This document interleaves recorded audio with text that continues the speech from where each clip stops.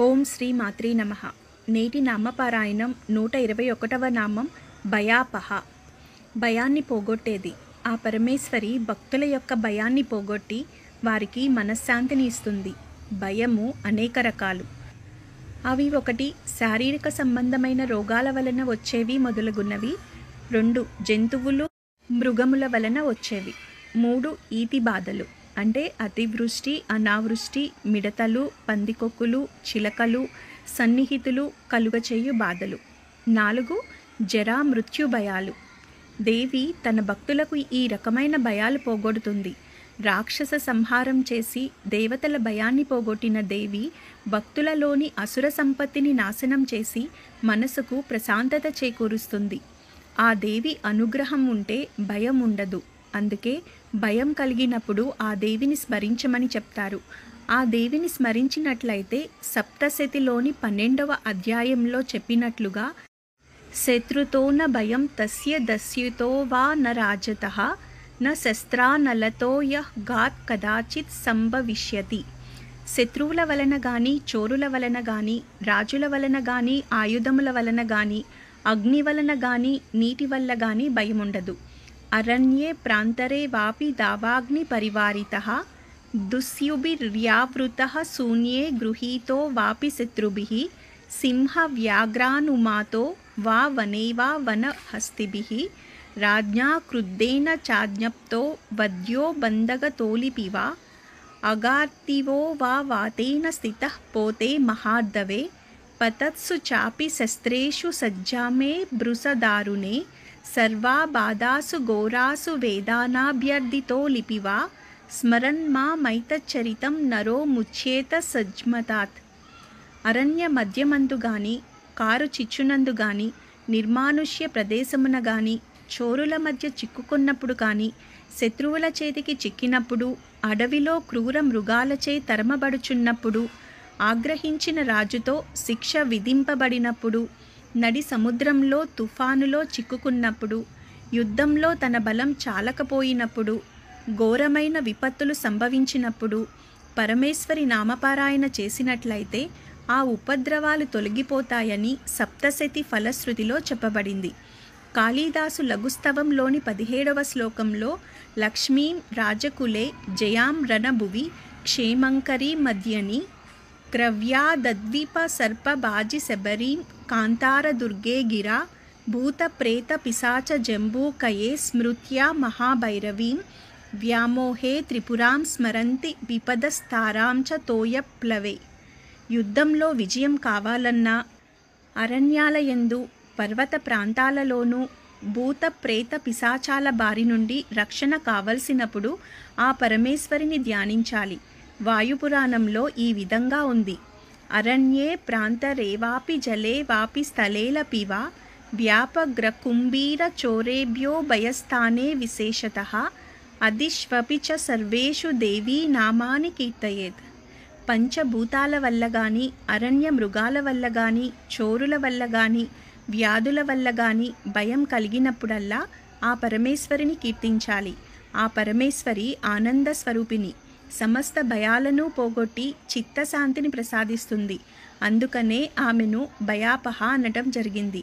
కర్మఫలాలు జరుగుతుంటే మనస్సు చిక్కుకోకుండా భయములని పోగొట్టేది అని అర్థం. భయం గొలిపేటటువంటివి, భయపడాల్సినవి అయిన పనులు మనలో ఏ ప్రవృత్తి వలన మనం చేస్తామో ఆ ప్రవృత్తిని మనలో లేకుండా చేస్తుంది. అంటే భయపడాల్సిన లేని పనులను చేయిస్తుంది అమ్మవారు. ఏదైనా పని మొదలు పెట్టడానికి, దానిని ముందుకు కొనసాగించడానికి కావలసిన ధైర్యాన్ని ప్రసాదిస్తుంది. దైవాన్ని ఎప్పుడైతే శరణు వేడుకుంటామో అప్పటి నుండి కూడా ఆలోచనలో పాపభీతి మొదలవుతుంది. అంటే ఒక తప్పు చేయడానికి భయపడతారు, ఒక చెడు ఆలోచనకు భయపడతారు. అంటే భగవంతుడు గమనిస్తున్నారు అన్న భావన వల్ల భయపడతారు. అంతేగాని ఒక మంచి పని చేయడానికి భయపడరు, ఒక సాహసం చేయడానికి భయపడరు. అమ్మవారి అనుగ్రహం ఉందన్న నమ్మకం, ధైర్యం ఉంటుంది కనుక ధైర్యంగా ముందుకు వెళ్ళగలుగుతారు. చెడు ఆలోచన అనే చెట్టుని వేరు దగ్గరే కావలసిన సంస్కారం జరుగుతుంది. అంతేగాని దుష్ట సంకల్ప వృక్షము యొక్క మూలాలు పెరిగి కొమ్మలు విస్తరిస్తే ఆ కొమ్మలను నరికి సంస్కరించడం కాదు. అంటే అమ్మవారు చేసేది శాశ్వత పరిష్కారమే కానీ తాత్కాలిక ఉపశమనాలు కాదు. దొంగల నుండి భయాన్ని పోగొడుతుంది. ఆపదలు వచ్చినప్పుడు ధైర్యాన్ని ఇస్తుంది. అనారోగ్యంతో ఉన్నప్పుడు, ప్రమాదాలలో ఎక్కడైనా చిక్కుకున్నప్పుడు, ఉద్యోగ ధర్మంలో యజమాని నుండి భయం వాటిల్లినప్పుడు, అకారణంగా నిందలు పాలైనప్పుడు, ఇవన్నీ సమాజంలో ఉన్నప్పుడు ఒక మనిషికి ఎదురయ్యే సమస్యలు ఇట్టి బాధల నుండి ధైర్యాన్ని ప్రసాదించి ముందుకు నడిపిస్తుంది.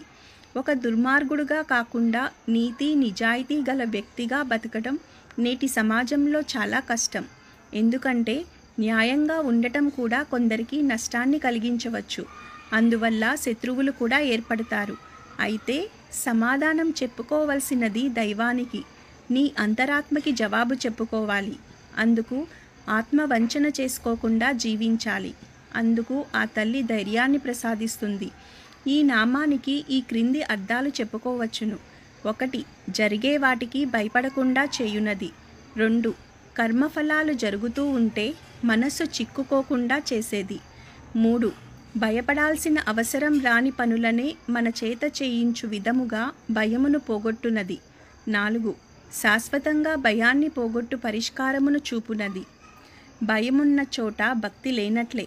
సమస్తమును రక్షించు దైవము జీవులను రక్షింపడా. భగవంతుడు సర్వ జగద్రక్షకుడని తెలిసియు తనను రక్షించునో రక్షింపడో అని భావించుట నమ్మకమునకు సంబంధించినది.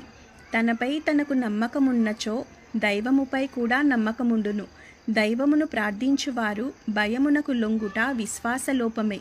శ్రీదేవిని ప్రార్థించుట వలన భయము హరింపబడునని ఈ నామము యొక్క అర్థము. అట్లే ఇతర దేవతల విషయమున కూడా తెలుపుదురు. భక్తి మార్గమున జ్ఞానోదయమగుచుండగా భయమను చీకటికి ఆస్కారం లేదు. సూర్యోదయమున చీకటి ఉండలేదు కదా. కావున భయపడు వారికి దైవారాధనము చక్కని పరిష్కారము. ఆరాధించువారు భయమును గూర్చి ఆలోచింపనవసరం లేదు. ప్రగాఢ విశ్వాసంతో ఆరాధించుటొక్కటే మార్గము. సమస్త భయములకు శ్రీదేవి ఆరాధన పరిష్కారమని తెలియవలెను. ఏ పని మొదలు పెట్టాలి అనుకున్నా ఈ నామజపం చేసి అమ్మవారి అనుగ్రహం పొంది మొదలు పెట్టవచ్చు. నిత్యం అమ్మవారి నామజపం వల్ల చెడు ఆలోచన రాదు. అమ్మవారు ఎటువంటి చెడు ప్రవర్తనకు బానిస కానీయదు. భయాన్ని పోగొడుతుంది, ధైర్యాన్ని ప్రసాదిస్తుంది. అయితే మీరు ఎప్పుడూ అమ్మవారు మీ వెంటే ఉంది అన్న నమ్మకంతో ఉండాలి. ఈ నామంతో అమ్మవారికి నమస్కరించినప్పుడు భయాపహాయై నమః అని చెప్పాలి. ఓం శ్రీ మాత్రే నమః. ఓం శ్రీ మాత్రే నమః. నేటి నామపారాయణం 122వ నామం శాంభవి. ఇది 3 అక్షరాల నామం. ఈ నామంతో అమ్మవారికి నమస్కరించినప్పుడు శాంభవ్యై నమః అని చెప్పాలి. శాంభవి అంటే శంభుని భార్య. మనం చేసే ఉచ్ఛ్వాస నిశ్వాసల్లో ఓం మింగినప్పుడు మాగా అనుభూతి శం. శం అంటే శాంతి, సుఖము అని అర్థము. అంతరింద్రియ నిగ్రహం ఉంటే ఈ శాంతి వస్తుంది. మన లోపల పనిచేసే కామ, క్రోధ, లోభ, మోహ, మద, మాత్సర్యాలనే అరిషడ్వర్గ ప్రకోపాన్ని అదుపులో పెట్టగలిగే శక్తిని శనము అంటారు. శం అనగా శాంతి కలవాడే, శర్మ అని గూడార పదానికి ఉత్పత్తి అర్థం. శాంతికి, సుఖానికి ఉత్పత్తి స్థానం శంభుడు. శం అనే గుప్త లక్షణాన్ని తెలియజేసే శంభుని ఏకరూపమే శాంభవి అనే అమ్మవారు. శంను పుట్టించువాడైన శంభుడు ఓం అనే బీజాక్షరం చేత తెలియబడతాడు, ఉచ్చరింపబడతాడు. శం స్థితి రానంత వరకు మనం శారీరక లోకంలో కానీ వ్యక్తిత్వ లోకంలో కానీ ఉంటాము. శారీరక లోకంలో ఉండేవారు భౌతికమైన వస్తువులతో వ్యాపారం చేస్తారు, హక్కుల కోసం పోరాడతారు. వ్యక్తిత్వ లోకంలో ఉండేవారు తమ మంచితనాన్ని, పేరు ప్రతిష్టలను, అవకాశాలను పెట్టుబడి పెట్టి వాటితో వ్యాపారం చేస్తారు. శం లోకంలో ఉండేవారికి పై 2 రకాల వ్యాపారాలు వ్యర్థమని తెలుస్తుంది. వారు సూటిగా, నిజాయితీగా ఆత్మలోకంలోనే ఉండి విధులను నిర్వహిస్తారు. ఈ స్థాయిని ఇవ్వగలిగినది కాబట్టి అమ్మవారు శాంభవి. రెప్పపాటు లేకుండా కళ్ళు బాహ్యంగా చూస్తూ ఉండి మనస్సు మాత్రం సహస్రారంలోని బిందువు వద్ద ఉండే అమ్మవారిపై కేంద్రీకృతమై ఉంచాలి. అంటే బ్రూ మధ్య భాగాన్ని 2 కళ్ళతో పైకి పెట్టి చూడటం. ఆ శారీరక స్థితిని శాంభవి ముద్ర అంటారు. దేవీ భాగవతంలో తెలిపిన ప్రకారం 8 సంవత్సరాల కన్యను శాంభవి అంటారు. ఈ ముద్ర సాధన వల్ల మానసిక ప్రశాంతత లభిస్తుంది, ఆలోచనా శక్తి పెరుగుతుంది. ఈ స్థానాన్ని ఆత్మకు కేంద్రము అని, దైవం కొలువున్న ప్రాంతం అని అంటారు. ఈ భ్రూమధ్య భాగంలోనే మనసు అనేది ఉంటుంది. ఏదైనా ఆలోచిస్తున్నప్పుడు అప్రయత్నంగా కళ్ళు పైకి పెట్టి ఆలోచిస్తారు, ఎందుకంటే అదే హృదయస్థానం. మనస్సుకు, బుద్ధికి అదే కేంద్రం. ఈ ముద్ర సాధన ద్వారా మనమెవరమో తెలుసుకునే అలవాటు అవుతుంది. ఆత్మవిశ్వాసం, సహనం పెరుగుతుంది. మంచిగా ఆలోచించడం అలవాటు అవుతుంది. ఇక్కడ నుండి ఇంకో 10 నామాలు వరకు ఈ ముద్ర వివరణ గురించి వర్ణించడం జరిగింది. సాధన చేసేవారు వివిధ పద్ధతులను అనుసరిస్తారు. ఒక నల్లటి బిందువుని కేంద్రంగా దృష్టి పెట్టడం, దీపంని చూస్తూ దీప దుర్గాధ్యానం చేయడం, కళ్ళు మూసుకుని భ్రూ మధ్య భాగాన్ని, మంత్రదేవతని కానీ నామాన్ని కానీ ధ్యానిస్తూ సాధన చేయడం, 2 కళ్ళు భ్రూ మధ్య భాగాన్ని దేవీ స్థానంగా దర్శిస్తూ కళ్ళు పూర్తిగా మూయకుండా సాధన చేయడం శాంభవి ముద్ర. ఇవన్నీ యోగ ధ్యాన సాధనాలు. సహజ రాజయోగం ఈ కోవకు రాదు. ఈ నామానికి ఈ క్రింది అర్థాలు చెప్పుకోవచ్చును. 1 శంభుని భార్య, 2 శాంతి సుఖములను కలుగచేయినది, 3 8 సంవత్సరాల కన్య, 4 శాంభవి ముద్ర. శం అనగా అపరిమితమైన సుఖమును కలుగచేయువాడు శంభుడు. శంభుని భార్య శాంభవి భక్తులకు సుఖమును ప్రసాదించునది. ఈ నామం దగ్గర నుండి శాంతిమతి వరకు ఉన్న 10 నామాలు శాంభవి మంత్రోద్ధారం గురించి తెలియచేస్తాయి. యోగశాస్త్రంలో ఇది ఒక ముద్రా విశేషము. అంతర్యక్షం బహిర్వృష్టి నిమేషోన్మేషవర్జిత ఏషా సా శాంభవి ముద్ర సర్వతంత్రేషు గోపిత. అరమూడ్పు కన్నులతో దృష్టిని అంతర్ముఖం చేసి మనసును పరమేశ్వరిపై లగ్నం చేసే ప్రక్రియకు శాంభవి ముద్ర అని పేరు. కల్పసూత్రములలో చెప్పిన ప్రకారము దీక్షలు 3 రకాలు. అవి 1 శాక్తి, 2 శాంభవి, 3 మాంత్రి అని చెప్పబడింది. సద్గురువు యోగ్యుడైన శిష్యునికి ఇచ్చే దీక్షలలో శాంభవి దీక్ష ఒకటి. ఈ దీక్ష స్వీకరించిన వారు శాంభవీదేవిని ఉపాసిస్తారు. శరన్నవరాత్రులలో సప్తమి నాడు 8 సంవత్సరాల బాలికను పూజిస్తారు. దీన్నే కుమారి పూజ అంటారు. ఆ దేవతకు శాంభవి అని పేరు. చండికా సప్తవర్షాస్య దష్టవర్షాచ శాంభవి. శంభువు భార్య శ్రీలలిత అని అర్థము.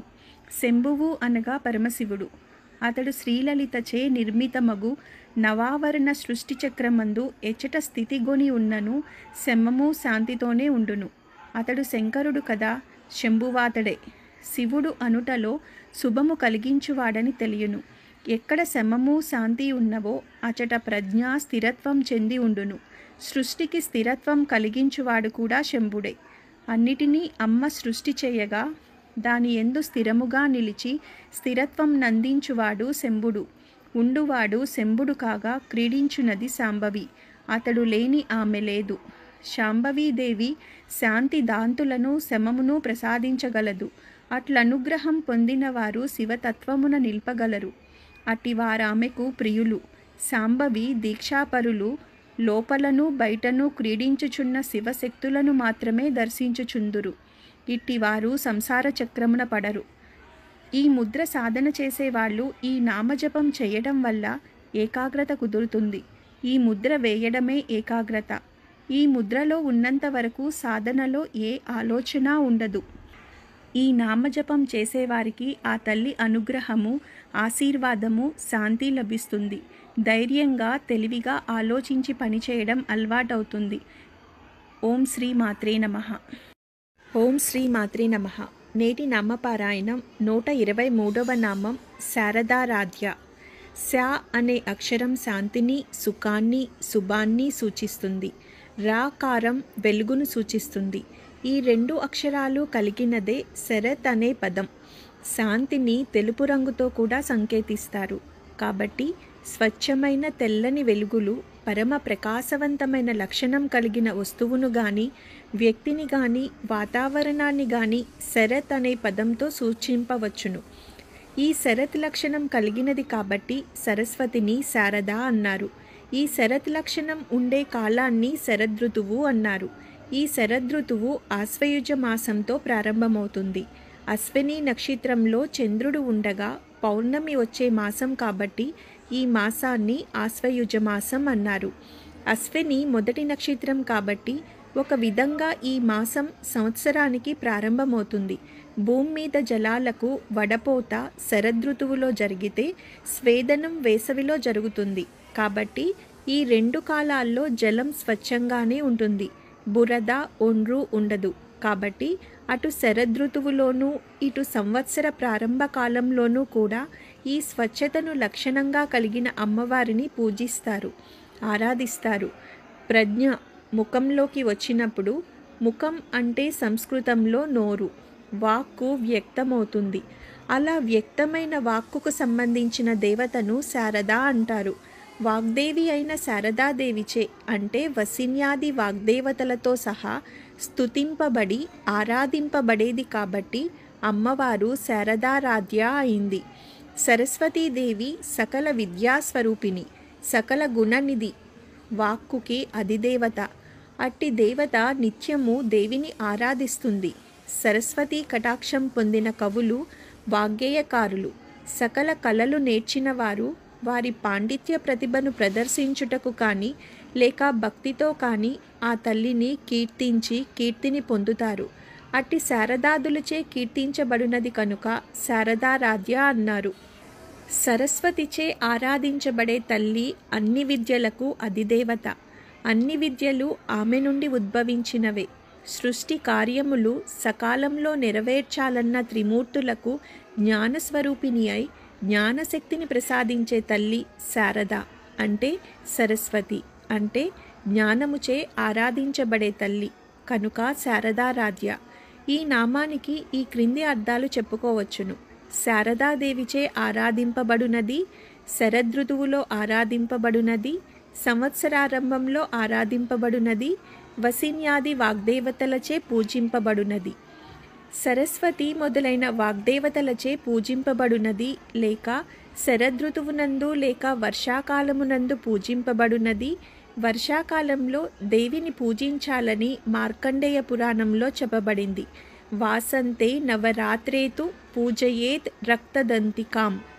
వసంత ఋతువులోని నవరాత్రులందు దేవిని పూజించాలని రుద్రయామలంలో చెప్పబడింది. కాళికా పురాణంలో శరత్కాలే పురా యస్మాన్నవమ్యాం బోధితాసురైః శారదాస సమాఖ్యాత పీఠే లోకే చ నామతః. పూర్వము దేవతలచే శరత్కాల నవమి నాడు మేల్కోబడుటచే శారదాపీఠమని శారద అని పిలువబడుతోంది.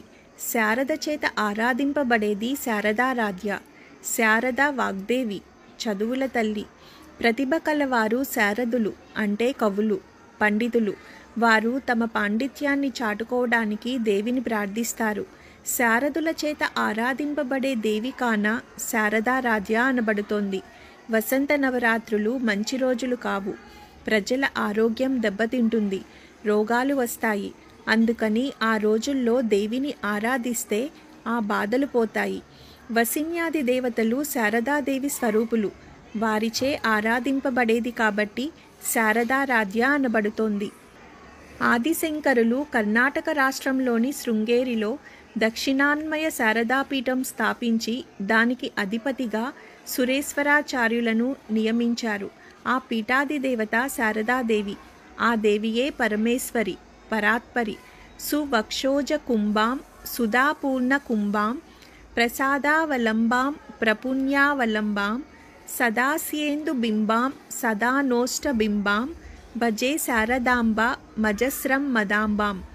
కురంగే తురంగే మృగేంద్రే ఖగేంద్రే మరాళే బదే భేమ హక్షేల దిరూఢాం మహత్యాం నమామ్యాం సదా సామరూపాం భజే శారదాంబ మజస్రం మదాంబాం.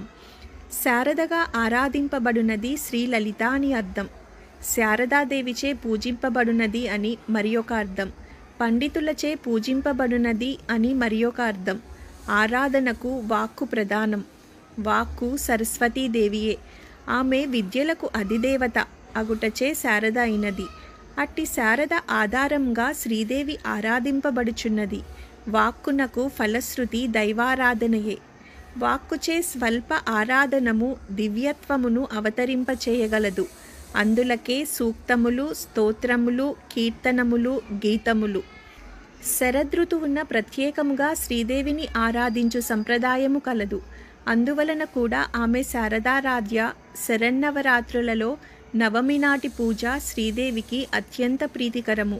శ్రీ లలితను శారద రూపముగా ఆరాధించు సంప్రదాయము కలదు.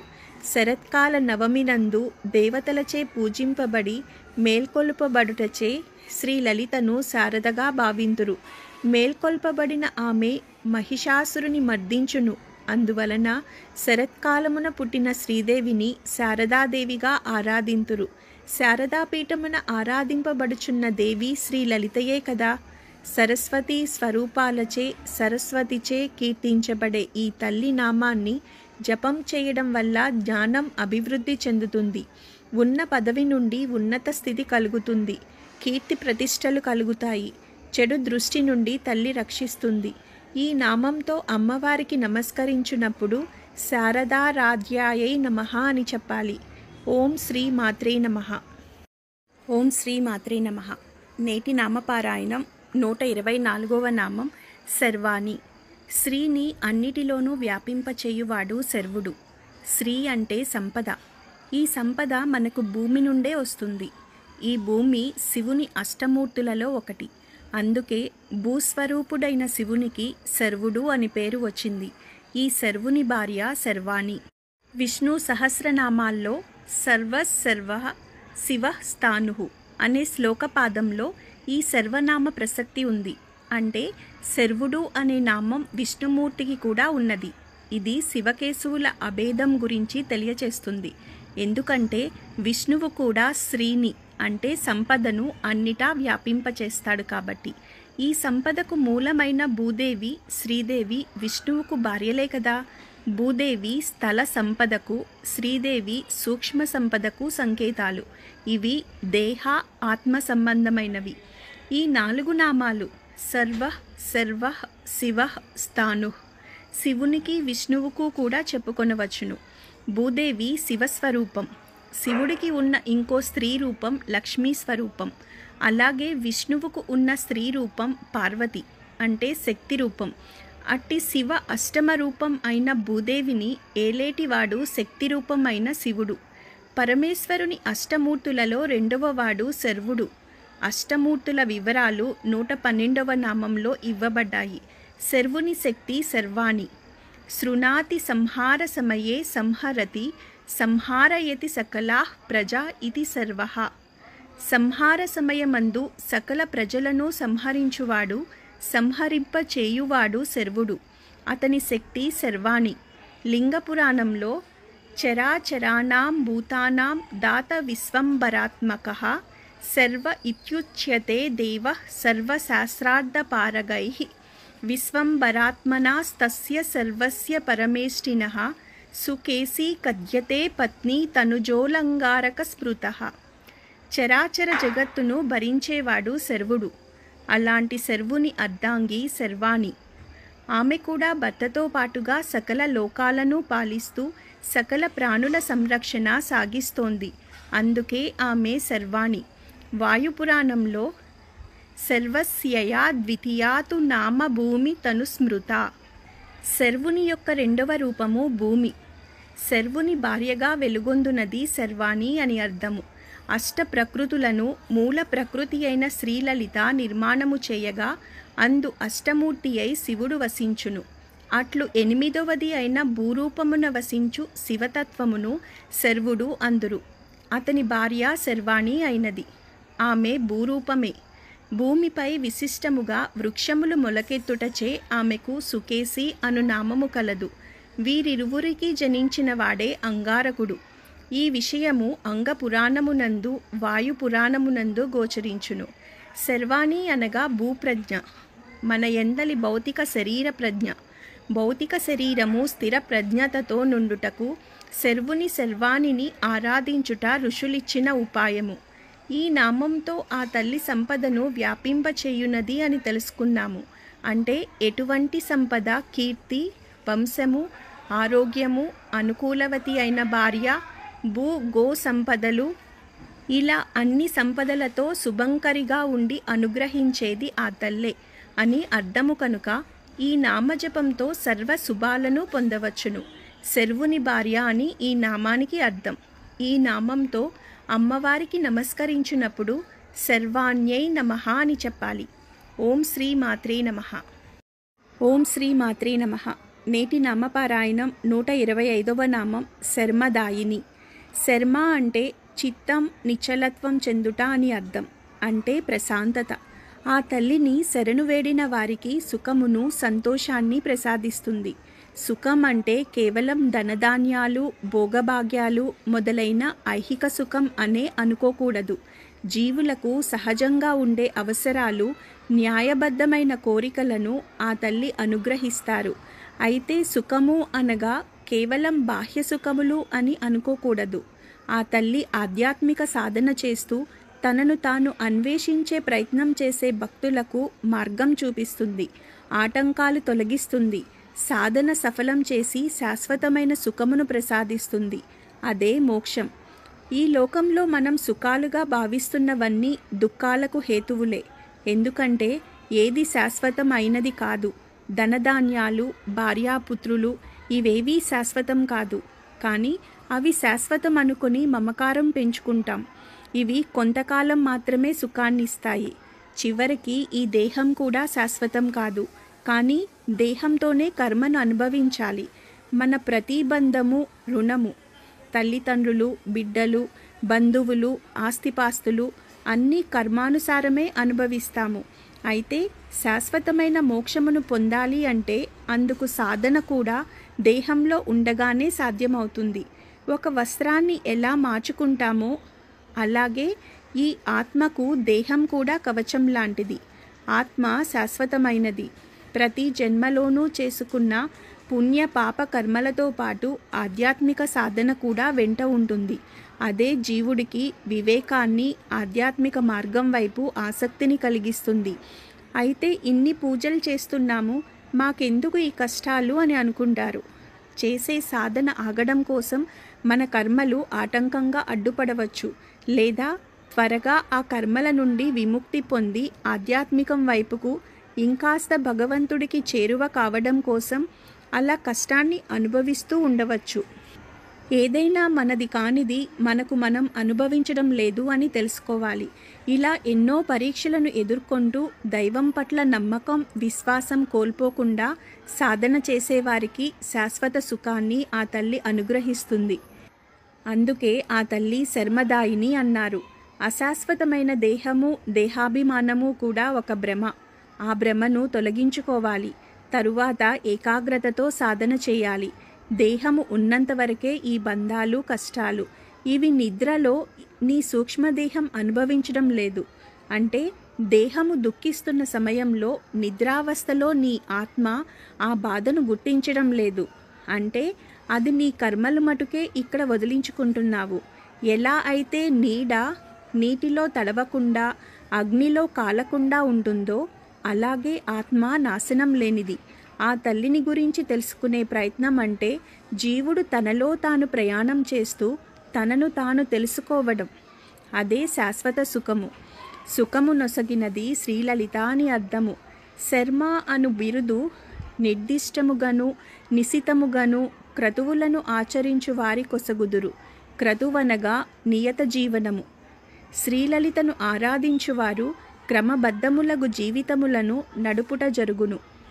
ఆరాధన ఎందలి ఆర్ధత, క్రతుబద్ధత కారణములుగా మనసు అట్టి క్రమమును పొంది జీవితమున అన్ని విషయముల యందు అదే క్రమమును వ్యాపింపచేయును.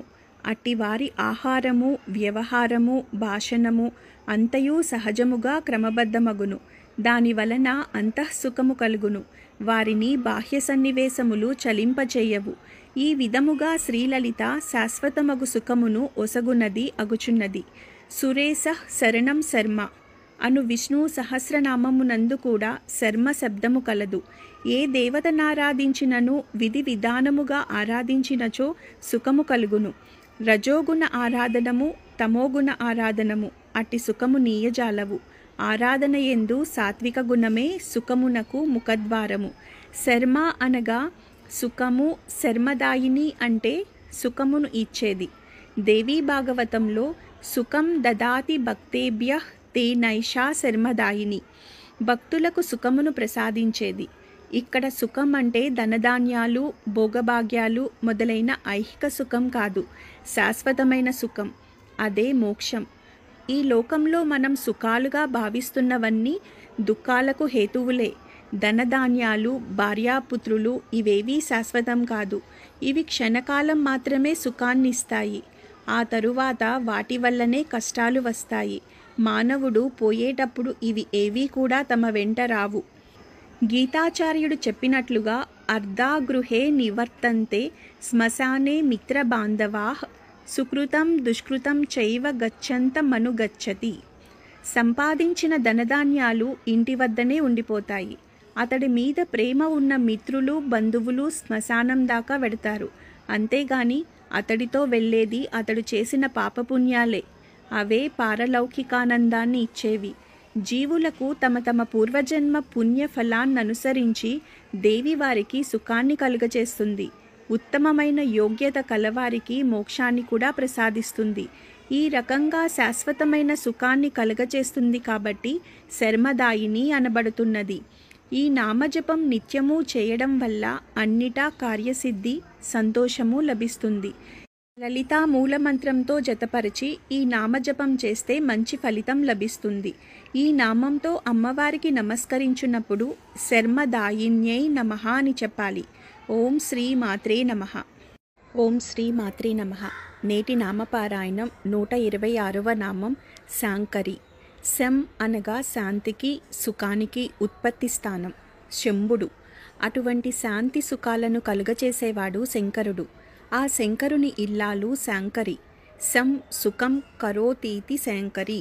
సకల సుఖాలను కలుగచేసేది కాబట్టి శాంకరి అనబడుతుంది. శంకరుని భార్య శాంకరి. శం సుఖం కరోతీతి శాంకరి. సకల సుఖాలను కలుగచేసేది కాబట్టి శాంకరి అనబడుతుంది. కాళికా పురాణంలో ప్రతి సర్గాది మధ్యాంత మహం శంభుం నిరాకులం రూపేణాను యస్యామి ప్రాప్య దక్షాదహం జనుః తతస్తు విష్ణుమాయాం మాం యోగ నిద్రాం జగన్మయీం శాంకరీతి స్తుతిష్యంతి రుద్రానీతి దివౌకసః. సృష్టి స్థితి లయలందు నిరాకులుడైన శంభుని నేను శ్రీరూపంలో అనుసరించి ఉంటాను. నన్ను దేవతలు విష్ణుమాయ, జగన్మాయి, శాంకరి అని స్తుతిస్తారు. లలితాదేవి భద్రమూర్తి, శర్మదాయిని. తన భక్తులకు సకల శుభాలు, సకల సుఖాలు ప్రసాదించే దేవత శాంకరి. శాంభవి, శర్మదాయిని నామాల్లో ఈ శంను గురించి మరింత వివరింపబడింది. శంకరుని భార్య అని ఈ నామానికి అర్థం. శంకరుని భార్య శ్రీలలిత అని అర్థము. శంకరుడనగా సుఖకరుడు అని అర్థము. రజస్తమో గుణములను విసర్జించి సత్వమునాశ్రయించి ప్రసన్న వదనుడైన దైవమును ధ్యానించుట వలన సుఖము కలుగును. శంకరుడు ప్రసన్న వదనుడైన నారాయణుని సతతము ఆరాధించుచూ ఉండుట వలన శంకరత్వమును, మయస్కరత్వమును పొందినాడు. అందువలన శంకరుని ముఖమున నిరుపమానమగు ప్రశాంతత ఉండునని పురాణములు తెలుపుచున్నవి. అట్టి శంకరుని ఆరాధించి ఆయనను పొందినది పార్వతీదేవి. అందువలన ఆమె శాంకరి అయినది. శంకరుడు ఏకాదశ రుద్రులలో ఒకడు. రుద్రమూర్తి సైతము తపస్సు వలన శాంతమును, సుఖమును పొందెను. అందువలన శాంతమును, సుఖమును పొందగోరువారు అర్ధ నిమీలిత నేత్రుడై చిరు దరహాసముతో ధ్యానము చేయుచున్న శివుని శ్రీ గురువుగా ఆశ్రయింతురు. లేదా భగవద్గీత యందు భగవంతునిచే పేర్కొనబడిన సత్వగుణమునుపాసించి కూడా శాంతమును పొందవచ్చును. శ్రీలలిత అట్టి సత్వగుణ సముదాయమునకు కూడా అధిదేవత. ఆమె సుందర సుమనోహర రూపమును ఆరాధించుచు సత్వగుణమునాశ్రయించి జీవించు వారికి ఆమెయే స్వయముగా సుఖశాంతులను ప్రసాదించగలదు. ఈ నామజపం చేయడం వల్ల ఇంట్లో ప్రశాంతత కలుగుతుంది, గొడవలు తగ్గుతాయి. అమ్మవారి అనుగ్రహంతో ధైర్యం, మనసుకు శాంతి కలుగుతుంది. శాంతి కలగాలి అంటే ఉన్న సమస్యలు తీరాలి. అంటే సమస్య ఏది ఉన్నా అది సమసిపోయి శాంతిని ఆ తల్లి ప్రసాదిస్తుంది. శ్రీమాత అనే పదంతో జతపరిచి జపించడం మంచిది. ఈ నామంతో అమ్మవారికి నమస్కరించినప్పుడు శాంకర్యై నమః అని చెప్పాలి. ఓం శ్రీ మాత్రే నమః. ఓం శ్రీ మాత్రే నమః. నేటి నామపారాయణం 127వ నామం శ్రీకరి. సమస్తమైన సంపదలను, ఇతర మంగళకరమైన వాటిని ప్రసాదించున్నది. సకార రకార ఇకారాలతో ఏర్పడే ఈ శ్రీ ఇచ్ఛాశక్తి, జ్ఞానశక్తి, క్రియాశక్తులను కూడా సూచిస్తుంది. కాబట్టి ఈ మూడింటిని కూడా ఇచ్చున్నది అని అర్థము. శ్రీ అంటే శుభము అని కూడా అర్థము. ఈ శుభము అనేది మనము స్వాగతించాలి, ఆచరించాలి, పాటించాలి. అప్పుడే ఆ తల్లి శుభము, సంపద రూపంలో మనలో కొలువై ఉంటుంది. ఈ శ్రీకి మరో రూపం లక్ష్మీదేవి. అమ్మవారి సకల సంపదలకు ప్రతిరూపం లక్ష్మీ స్వరూపం. సకల విద్యలకు రూపం సరస్వతీ రూపం. సకల శక్తులకు రూపం పార్వతీ రూపం. ఇక్కడ చెప్పుకుంటున్న శ్రీకరి సంపదలను అనుగ్రహించే లక్ష్మిని సూచిస్తుంది. అంటే లక్ష్మీనాథుడైన విష్ణువు శ్రీకరుడు. ఈ శ్రీకరి అనే నామం లక్ష్మీనారాయణులను కూడా సూచిస్తుంది. అమ్మవారిని శ్రీకరిగా ఆహ్వానించడం అంటే క్రమశిక్షణతో కూడిన జీవితం, నిజాయితీగా ఉండటం, మన ధర్మాన్ని సక్రమంగా ఆచరించటం, దైవ కార్యాలు, ధ్యానం, సాధన క్రమబద్ధంగా పాటిస్తూ నిత్యం దేవి యొక్క నామస్మరణతో జీవితం సాగించే వారికి అమ్మవారే తనను చేరుకునే మార్గం సూచిస్తుంది. తనను తెలుసుకొని సాధన చేసే శక్తిని ప్రసాదిస్తుంది. వారి జీవితంలో కావలసిన సంపదలను, సంతోషాన్ని ప్రసాదిస్తుంది. భక్తి, భుక్తి, శక్తి, బుద్ధి, ఆరోగ్యం, కుటుంబ, గురువు, గౌరవం ఇవన్నీ కూడా సంపదలు. ఇవి పొందడానికి, పొందినవి నిలుపుకోవడానికి, అది అభివృద్ధికి కూడా ఆ శ్రీకరి యొక్క అనుగ్రహం ఉండాలి. అట్టి సంపదలను ప్రసాదించే తల్లి. ఈ నామానికి ఈ క్రింది అర్థాలు చెప్పుకోవచ్చును. సమస్త సంపదలను, ఐశ్వర్యములను ఇచ్చున్నది. ఇచ్ఛాశక్తి, జ్ఞానశక్తి, క్రియాశక్తులను కలుగచేయున్నది. ఈ నామానికి అమ్మవారు లక్ష్మీప్రదురాలు అని కూడా చెప్పుకోవచ్చు. శ్రీ అంటే శోభ, సంపద, శుభము అని అర్థము. తన భక్తులకు సకల సంపదలు ప్రసాదిస్తుంది. కాబట్టి దేవిని శ్రీకరి అనటం జరిగింది. శ్రీ మహావిష్ణువు శ్రీకరుడు. విష్ణు సహస్రంలో శ్రీధర, శ్రీకర, శ్రేయ, శ్రీమాన్ లోకత్రయాశ్రయ అని చెప్పబడింది. శ్రీకరుడు విష్ణువు. అతని భార్య అయిన లక్ష్మీదేవి శ్రీకరి. దేవి ఇక్కడ లక్ష్మీ స్వరూపంగా చెప్పబడుతోంది. లక్ష్మీ స్వరూపం అంటే కేవలం సంపదలిచ్చే లక్ష్మీదేవి మాత్రమే కాదు, అష్టలక్ష్మి స్వరూపమైన దేవి. అష్టలక్ష్ములు అంటే ఆదిలక్ష్మి, ధాన్యలక్ష్మి, ధైర్యలక్ష్మి, గజలక్ష్మి, సంతానలక్ష్మి, విజయలక్ష్మి, విద్యాలక్ష్మి, ధనలక్ష్మి. భక్తులకు వారి వారి కర్మ ఫలాన్ననుసరించి అష్టైశ్వర్యములు లొసగునది.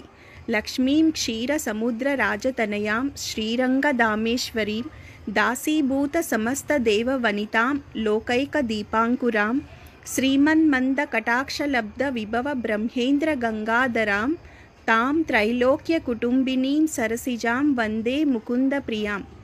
శ్రీను కలిగించున్నది శ్రీలలిత అని అర్థము. శ్రీ అనగా లక్ష్మి లేక సంపద, వైభవము. శ్రీ అనగా సకల విద్యలలో అధిదేవత అయిన సరస్వతి.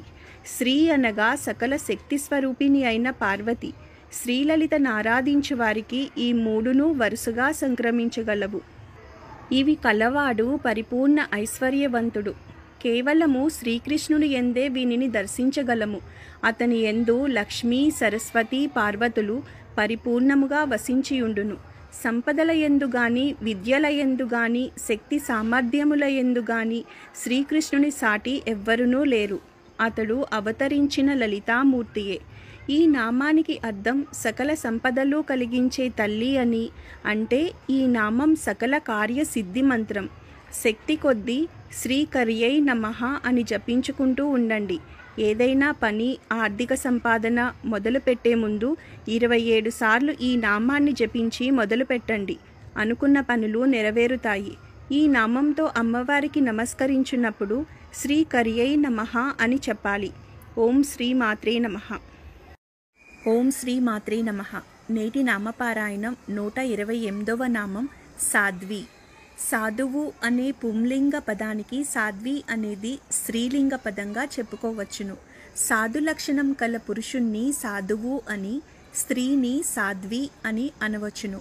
తన ప్రవర్తన చేత ఇతరులను ఆహ్లాదపరచి ఆనందపరిచే లక్షణాన్ని సాధు లక్షణం అంటారు.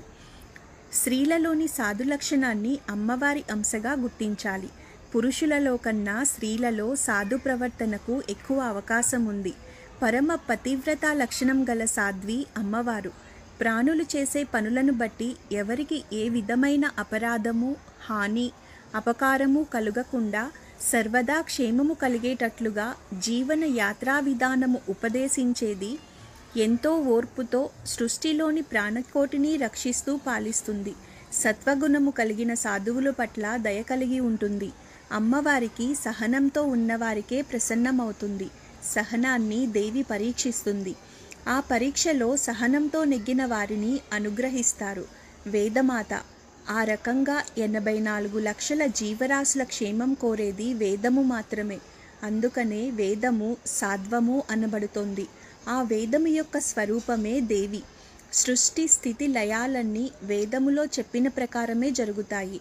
కాబట్టి వేద స్వరూపిణి అయిన పరమేశ్వరి సాధ్వి అనబడుతోంది.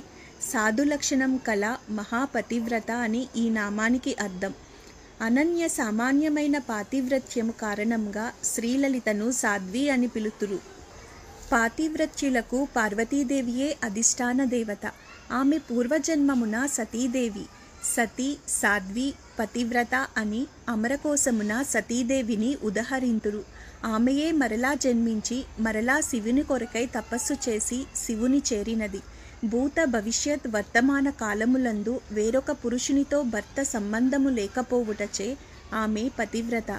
ముందు జన్మములందు పొందిన భర్తనే జన్మ జన్మలకు పొందుట పాతివ్రత్యమని పురాణములు తెలుపుచున్నవి. పర్వతరాజునకు పుట్టినప్పుడు కూడా తాను శివునే వివాహమాడుదునని ప్రకటించి లోకములను ఆశ్చర్యపరిచిన మహాసాధ్వి ఆమె. సాధ్వి అంటే పతివ్రత. భూత భవిష్యత్ వర్తమానములందు కూడా మనోవాకాయ కర్మలచే వేరొకరితో సంబంధం లేని స్త్రీ సాధ్వి అనబడుచున్నది. భర్తనే ప్రత్యక్ష దైవంగా భావించి అతన్ని పూజించే లక్షణం కల స్త్రీ పతివ్రత. సౌందర్య లహరిలోని 96వ శ్లోకంలో శంకరులు కళత్రం వైదాత్రం కతికతి భజంతే న కవయః శ్రియో దేవ్యాః కోవాన భవతి పతిః కైరపి ధనైః మహాదేవం హిత్వా తవ సతి సతీ నామచరమే కుచాభ్యామాసంగః కురవకతరోరస్య సులభః. ఓ పతివ్రత శిరోమణి, పండితులు, కవులు తమ పాండిత్యముచే సరస్వతీపతి అని పిలువబడుతున్నారు. బాగా ధనం సంపాదించిన వాడు లక్ష్మీపతి అని పిలువబడుతున్నారు. అంటే వారి వారి పాతివ్రత్యానికి భంగం వాటిల్లుతోంది. కానీ నీకు మాత్రం అటువంటి కలంకం లేదు కదా. అంటే దేవి పాతివ్రత్యము అవాద్మానస గోచరము అని అర్థము. ప్రాణులు చేసే పనులను బట్టి ఎవరికి ఏ విధమైన అపరాధము, హాని, అపకారము కలుగకుండా సర్వదా క్షేమము కలిగేటట్లుగా జీవన యాత్రా విధానము ఉపదేశించేది. అమ్మవారి సాత్విక గుణాన్ని తలచే ఈ నామం ఎంతో పవిత్రమైనది. ఈ నామస్మరణ వల్ల కోపము, ఆవేశము, ఆరాటము తగ్గుతుంది. మనసుకి ప్రశాంతత, ధైర్యం లభిస్తుంది. మీ పట్ల ఎవరైనా దురుసుగా ఉన్నా వారి ప్రవర్తనలో మార్పు కోరుకొని ఈ నామజపం చేయడం వల్ల వారిలో మార్పు రావడంతో పాటు మీకు సంతోషం లభిస్తుంది. మంచి భాగస్వామి కావాలి అనుకునేవారు ఈ నామజపం సంకల్పం చెప్పుకొని చేయవచ్చును. ఈ నామంతో అమ్మవారికి నమస్కరించినప్పుడు సాధ్విన్యై నమః అని చెప్పాలి. ఓం శ్రీ మాత్రే నమః. ఓం శ్రీ మాత్రే నమః. నేటి నామపారాయణం 129వ నామం శరత్చంద్ర నిబానన. శరత్కాల చంద్రుడనగా శరత్ పూర్ణిమా చంద్రుడని గ్రహించాలి. ఇతర ఋతువుల్లో కన్నా శరదృతువులో చంద్రుడు శుక్లపక్షంలో త్వరగా ఉదయిస్తాడు.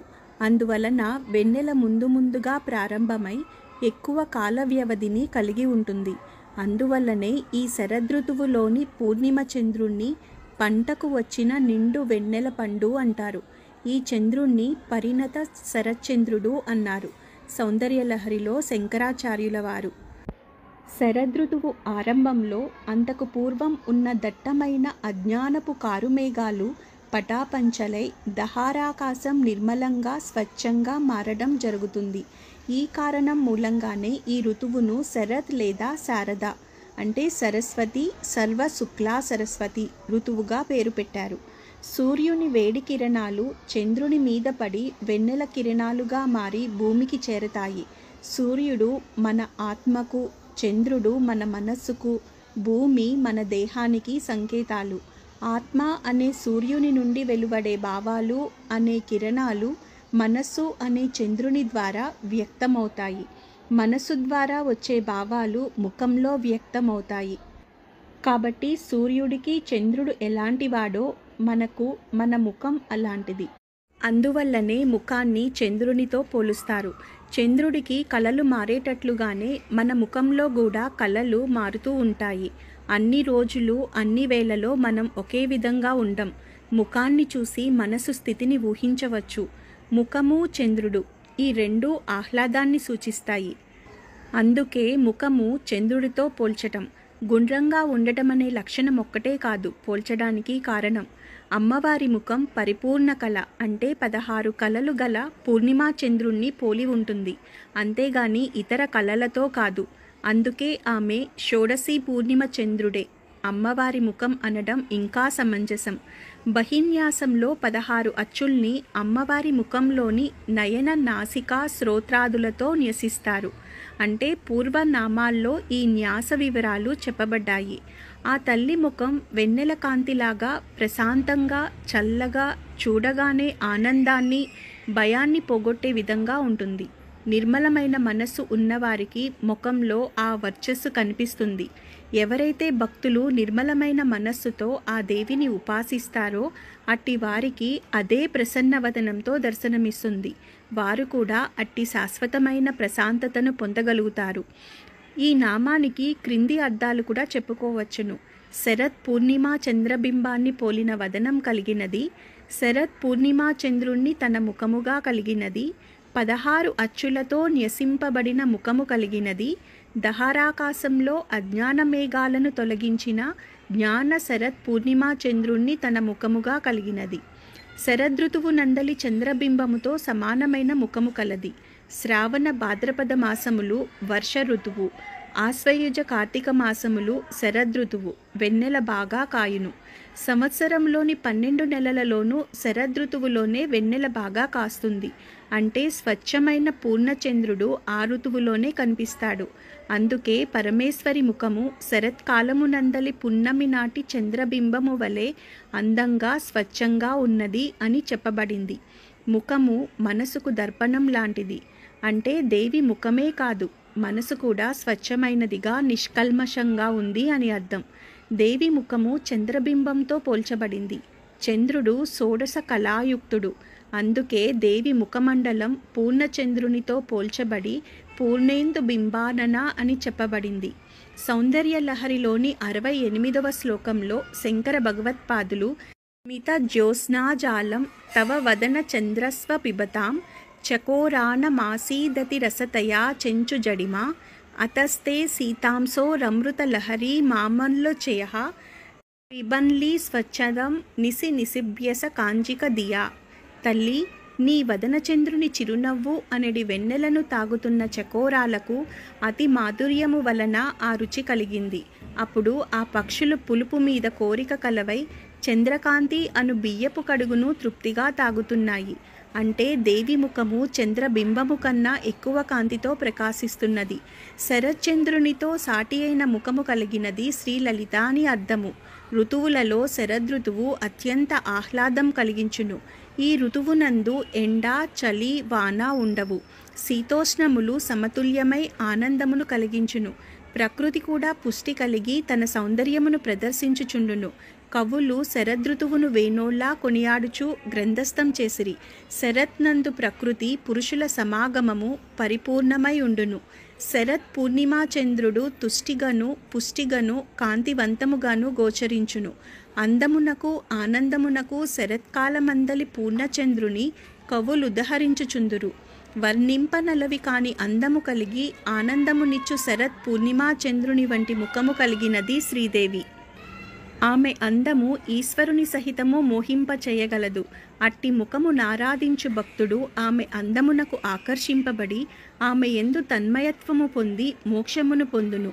ఈ నామాన్ని జపించడం వల్ల ముఖంలో కాంతి ఆకర్షణ పెరుగుతుంది. ఈ నామజపం వల్ల మీరు చెప్పేది శ్రద్ధగా వింటారు. ఏదైనా రహస్యం తెలుసుకోవాలి అని ప్రయత్నించే వాళ్ళు ఈ నామజపం చేయడం వల్ల అది తెలుసుకునే అవకాశం లభిస్తుంది. మంత్ర సాధన, ధ్యాన సాధన చేసేవాళ్ళు ఈ నామజపం చేసి సాధన మొదలు పెడితే ఆటంకం లేకుండా సాధన పూర్తి అవుతుంది. ఈ నామంతో అమ్మవారికి నమస్కరించినప్పుడు శరశ్చంద్ర నిబాననాయే నమః అని చెప్పాలి. ఓం శ్రీ మాత్రే నమః. ఓం శ్రీ మాత్రే నమః. నేటి నామపారాయణం 130వ నామం శాతోదరి. సన్నని నడుము సదాచార సంపన్నతకు గుర్తు.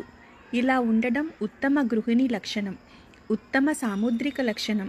ఇలా కాకపోతే చాకిరీ చేయించుకోవాల్సిన అవసరం కానీ చాకిరీ చెయ్యవలసిన అవసరం కానీ వస్తుంది. గర్భధారణలో కూడా ఇబ్బంది ఉంటుంది. నడుం సన్నగా ఉన్న స్త్రీలలో అమ్మవారి కళ ఉన్నదని తెలుసుకోవాలి. శత అనగా 100 లేక అనేక, ఉదర అనగా గుహ అని చెప్పుకుంటే శాతోదర అవుతుంది. ఈ పదానికి అనేక గుహలు కలిగినవాడు అని అర్థం వస్తుంది. గుహలు కలిగినవాడు హిమవత్ పర్వతంగా అర్థం చెప్పకుంటే అటువంటి శాతోదరునికి సంబంధించినది అంటే కూతురు కాబట్టి శాతోదరి. ఈ నామానికి ఈ క్రింది అర్థాలు చెప్పుకోవచ్చును. సన్నని నడుము కలిగినది, అనేక గుహలు ఉండే హిమవత్ పర్వతము యొక్క కుమార్తె. శాతము అంటే కృశించినది అని అర్థము. కృశించిన ఉదరము కలది, సన్ననైన నడుము కలది. స్త్రీ సాముద్రిక లక్షణాలలో సన్ననైన నడుము ఒకటి. శతోదరుడు అంటే లెక్కలేనన్ని గుహలు కలవాడు హిమవంతుడు. హిమవంతుని కుమార్తె హైమవతి. శతోదరుని కుమార్తె శాతోదరి.